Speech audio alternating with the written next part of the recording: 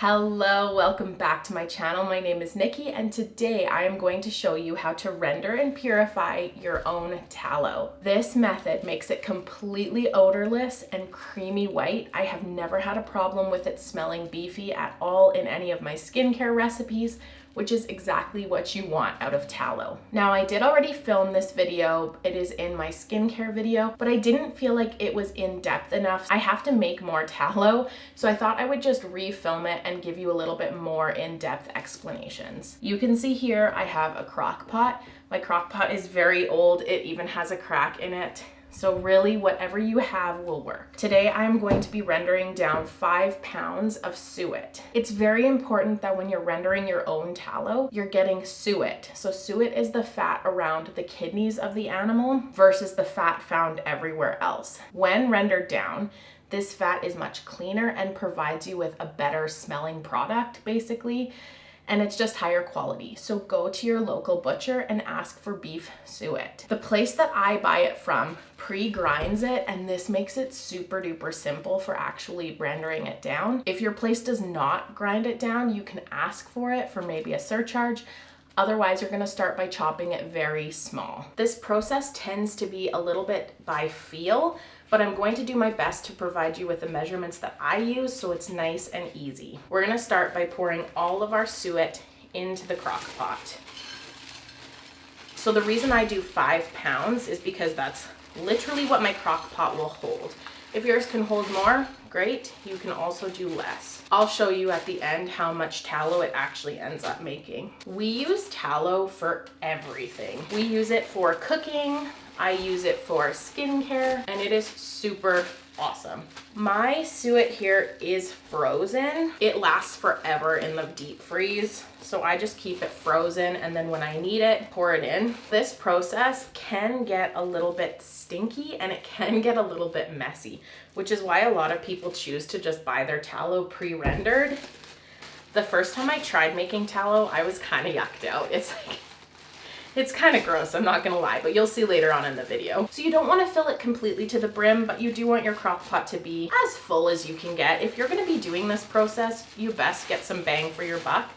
And tallow can last for quite some time once it's been rendered down. I believe it's up to a year. If you were to store your tallow in the freezer or the fridge, it would last even longer. Now I'm gonna see how many liters of water it takes. I have 2 here. Pour the water over top. So I do the wet method.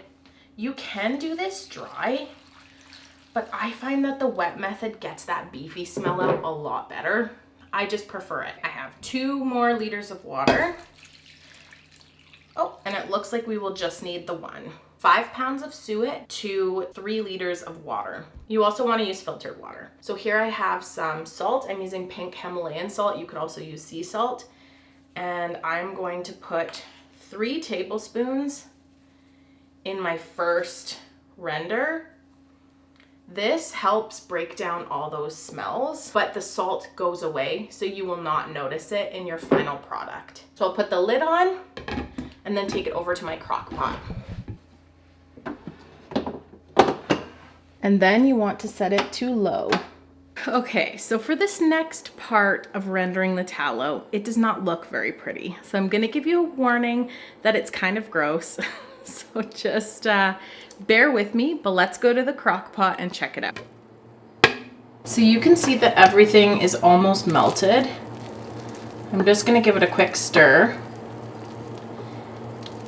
so we can make sure that all of these bits get melted down. Some of those pieces are not yet melted fat, and some of those pieces are part of the beef. So we want to render it a little bit longer to make sure all of that fat is gone, and then I'll show you the next step. This next part of the tallow rendering process is straining out all of the tallow and the water and the yucky bits. This part, I have done it in the sink before. However, you have liquid oil, and maybe it went down my sink and maybe it clogged the drain. So do not make that mistake. Do it on the floor or a counter, but I find the floor is easier because you can just use gravity. So what we're going to do is we're going to grab a bowl, we're going to grab a strainer, and then when your crock pot is turned off and handleable, so it's not hot anymore, but it is still liquid, you're going to strain all the yucky bits. Again, this part is kind of gross, so brace yourself.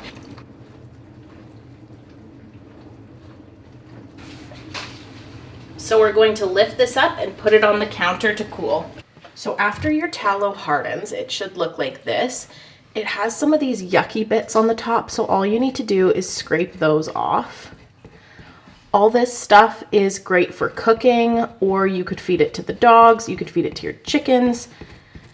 Chickens love this. I was very surprised by that yesterday. But basically just scrape off all the scummy bits. If you're just using this for cooking, you don't necessarily have to go through all of these steps of scraping this top off. However, if you're planning on using this for skincare, I would definitely recommend.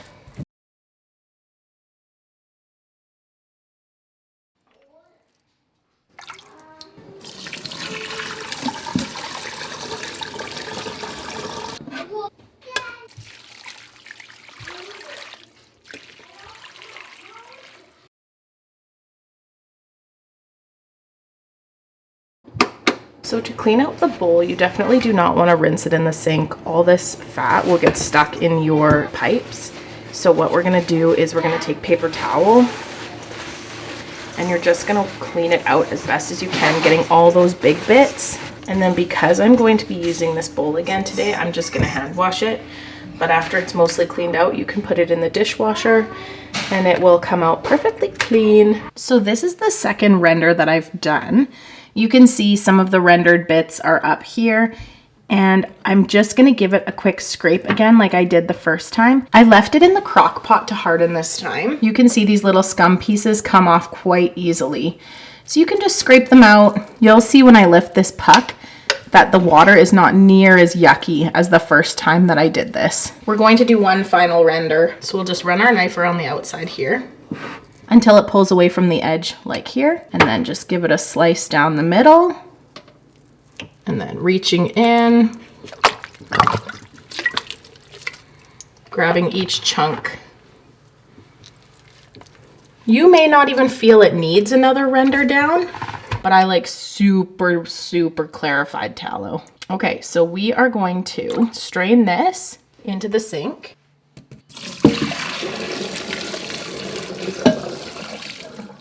Even now, it doesn't smell at all. Now I just take a paper towel and I give it a wipe. You're going to place the tallow back in, add some more water and some salt. So the first render, we did 3 tablespoons of salt. The second render, we did 2, and this time we're only gonna do 1 tablespoon. And then we'll just do 1 liter of water this time. And then the lid, and we turn it on low one more time, cutting around the edges. And then I'm gonna quickly drain this off. Well, there you have it. Thank you so much for watching how I render down my tallow for skincare, for soap making, and for my recipes. If this video helped, please consider giving it a thumbs up. It really helps support my channel.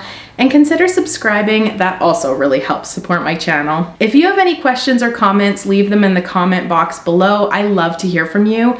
More of you have been reaching out lately and I love it. So thank you very much for that. I really appreciate it. Thank you so much for sticking around this long. I appreciate you more than you know. Take care.